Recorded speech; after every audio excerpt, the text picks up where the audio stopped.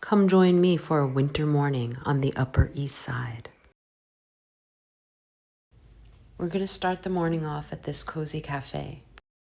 The pastries here are baked around the clock. There's brioche and croissants, which is what we're going to get. And when you head upstairs, you'll see that the interior is warm and refined. There's dark wood accents and soft blue tables with white linen napkins and glassware, French bistro chairs, and fireplace in the back anchors the space. It's surrounded by ornate mirrors and framed artwork. There are large windows that bring in light from the street below. There are potted plants near the window, adding some green, and the layout is intimate. It's a good place to spend some of a winter morning.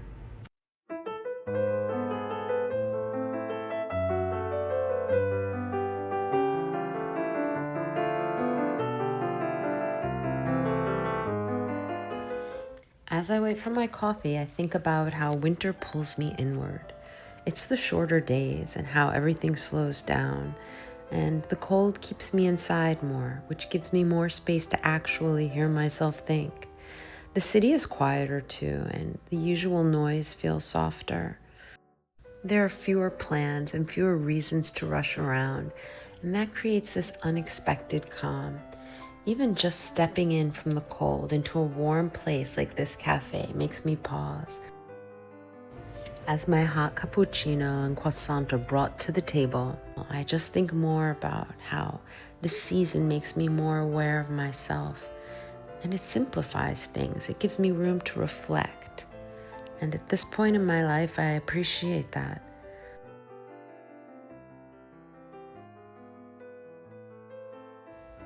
Winter gives me a moment to check in with myself, and I get to think about what I want to do next and what's important to me in this life. It brings a sense of closure for the things that have passed, and winter also gives me a chance to rest up and gather energy for the warmer seasons ahead.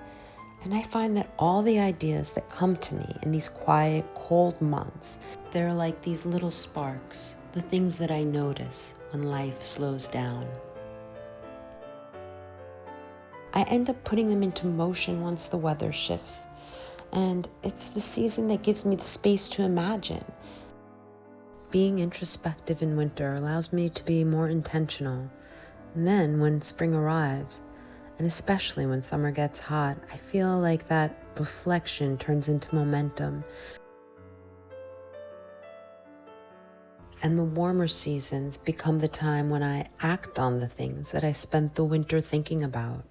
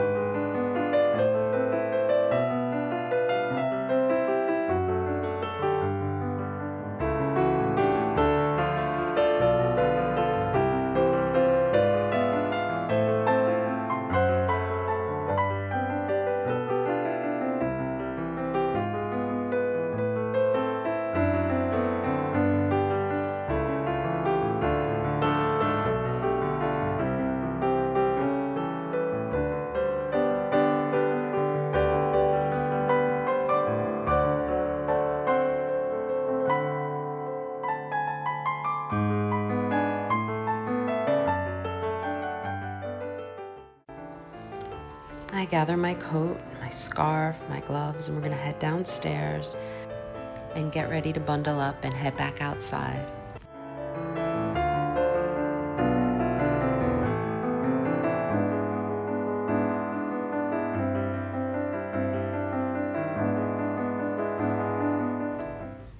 After leaving the cafe, we walk uptown on Madison Avenue, past the beautiful displays in the small shop windows, and then we head towards Central Park.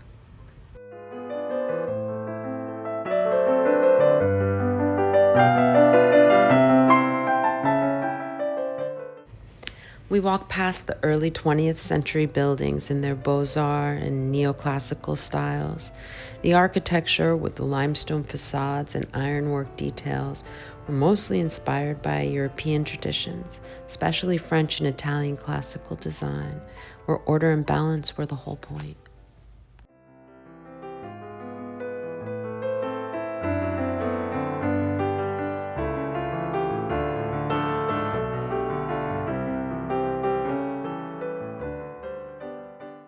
This is the Frick, and it's one of New York's great old mansions.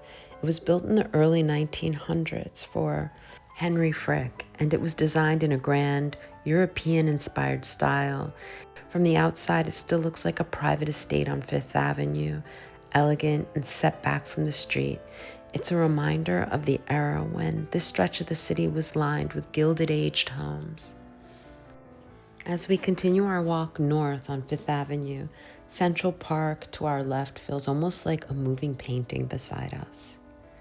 The trees shift in front of us in quiet intervals, and you can catch little moments, a stretch of an open lawn, a line of bare branches, the curve of a path disappearing into the woods.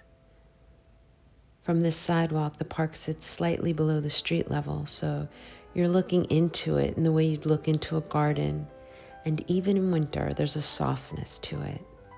The light hits the branches differently, the air feels clearer, and the whole landscape has this calm that balances the city on the other side of the avenue. The avenue and the park and the buildings to the east all feel muted in color. Nothing saturated and nothing bright. It has this atmospheric quality. It reminds me of the mood you'd see in an early Jean-Luc Godard or Francois Truffaut scene, where the tone and the shadows do so much of the storytelling. Winter has left everything here in these gray tones, and there's a real beauty in it. However, if you're craving a shift from muted to full color, watch my video Paris in Green, where you'll see how green shapes the character of that city. But if you prefer to stay here in New York, check out episode 2 of the Upper East Side Diaries. Please subscribe so that you can continue following this cinematic journey.